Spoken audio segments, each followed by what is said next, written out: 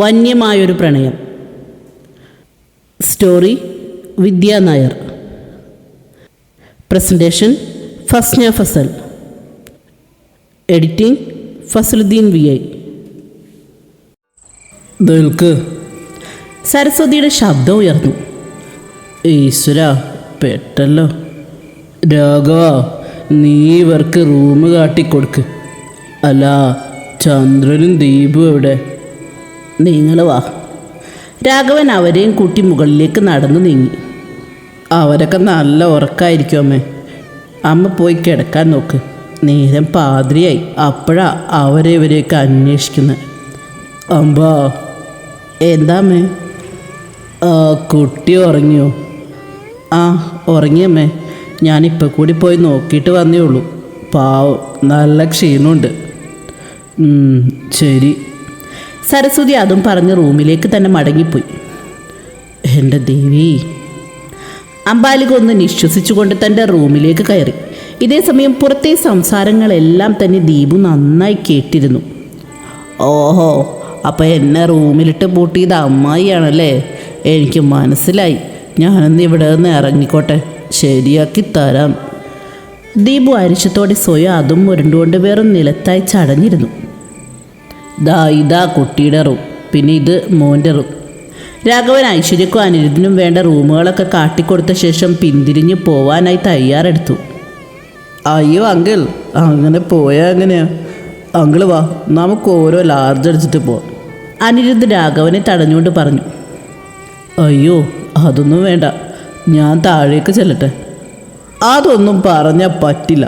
ഞങ്ങളുടെ സന്തോഷത്തിനൊരു ചെറുത് അങ്കിൾ കഴിക്കണം. Please please uncle. ശരി, എന്നാ ഒരു ചെറുത് മതി.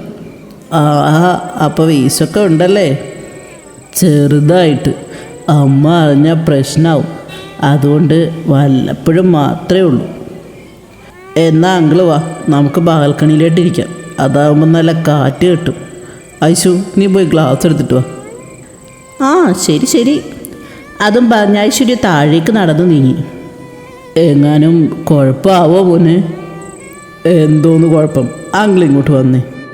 അനിരുദ്ധ അതും പറഞ്ഞ് രാഘവനെ ചേർത്ത് പിടിച്ചുകൊണ്ട് ബാൽക്കണിയിലേക്ക് നടന്നു നീങ്ങി. പറമ്പിലെ തെങ്ങിന്മേൽ നിന്നും തേങ്ങ വീണതും വൃന്ദയാകെ പേടിച്ചുപോയി. ഏയ് പേടിക്കാതെ വൃന്ദ, ഒന്നുമില്ല. തൻ്റെ കണ്ണിൽ നിന്ന് ഞൊടിയിടയിൽ കണ്ണുകൾ അടർത്തി മാറ്റി ചുറ്റിനും ഭയത്തോടെ കണ്ണുകൾ പായിച്ചവളെ നോക്കി രാഘവേന്ദ്രൻ പറയവേ അവൾ അവനെ തന്നെ നോക്കി തെല്ലൊന്ന് നിശ്വസിച്ചു. ഇന്ദ്രേട്ടാ, നമുക്ക് തറവാട്ടിലേക്ക് മടങ്ങിപ്പോവാം. എനിക്കെന്തോ വല്ലാത്ത ഭയം തോന്നുക. വൃന്ദ ചുറ്റിനും തൻ്റെ കണ്ണുകൾ പായിച്ചുകൊണ്ട് പറയവേ രാഘവേന്ദ്രൻ അല്പം കൂടി അവൾക്കരികിലേക്ക് നീങ്ങി വന്നു.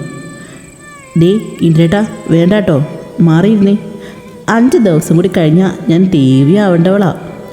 രാഘവേന്ദ്രൻ നീങ്ങി വരുന്നതിനനുസരിച്ച് പിന്നിലേക്ക് നീങ്ങിക്കൊണ്ട് വൃന്ദ പറയവേ വൃന്ദയുടെ വാക്കുകൾ അവനിൽ തെല്ലൊരു വാശി ഉണർത്തി.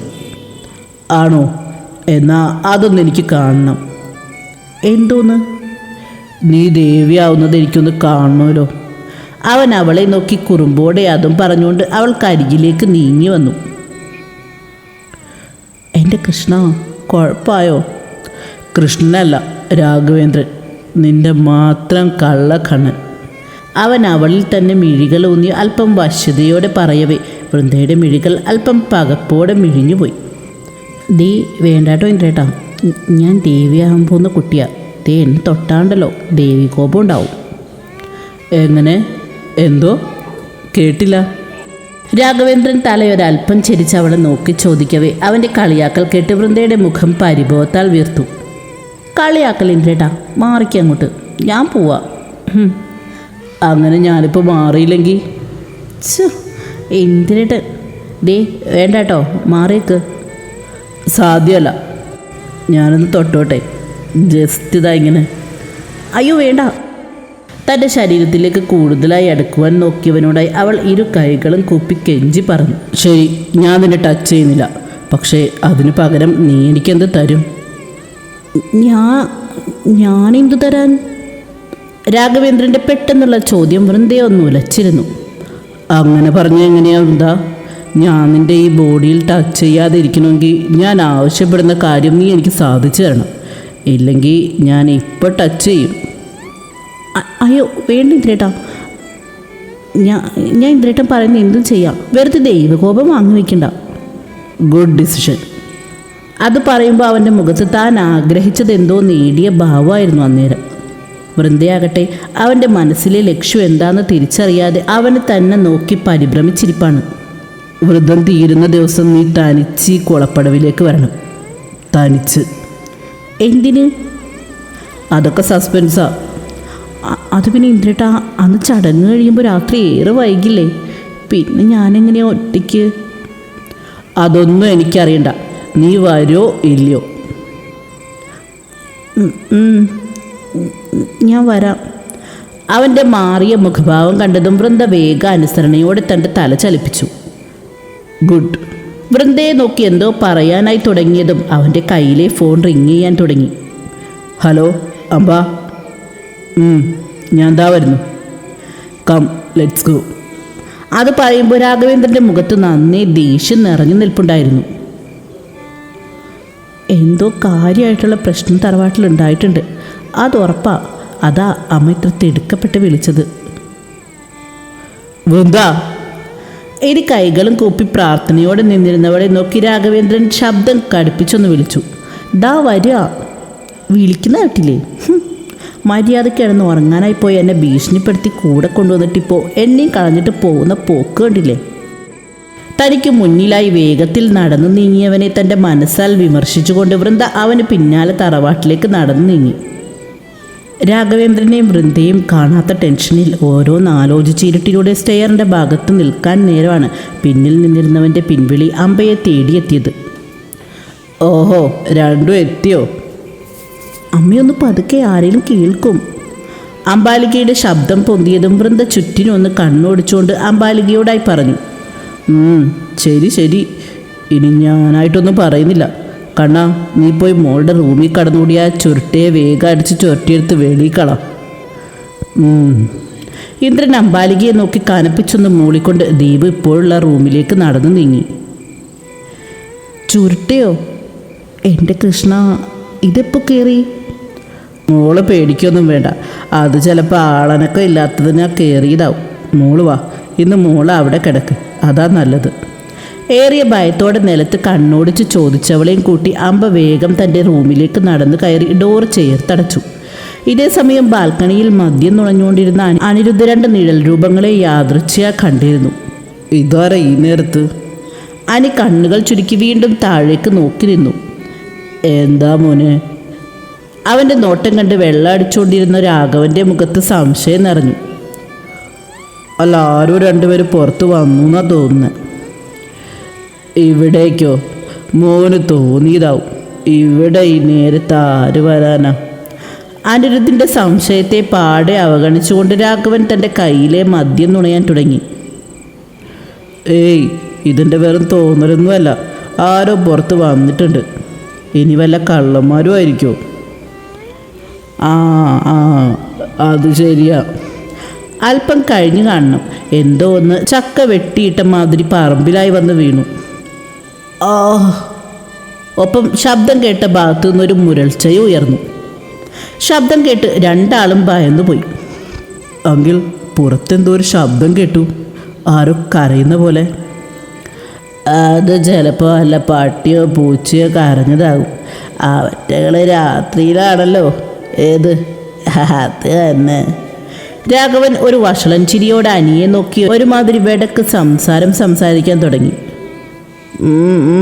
മനസ്സിലായി, ഇവനൊന്ന് അകത്തോട്ട് എന്നപ്പോൾ അങ്കിൾ ഫോമിലായി വരുന്നുണ്ട്. സംസാരം മാത്രമല്ല, അല്പസ്വല്പം കൊടുക്കലും വാങ്ങലും ഒക്കെ എനിക്കുണ്ട്.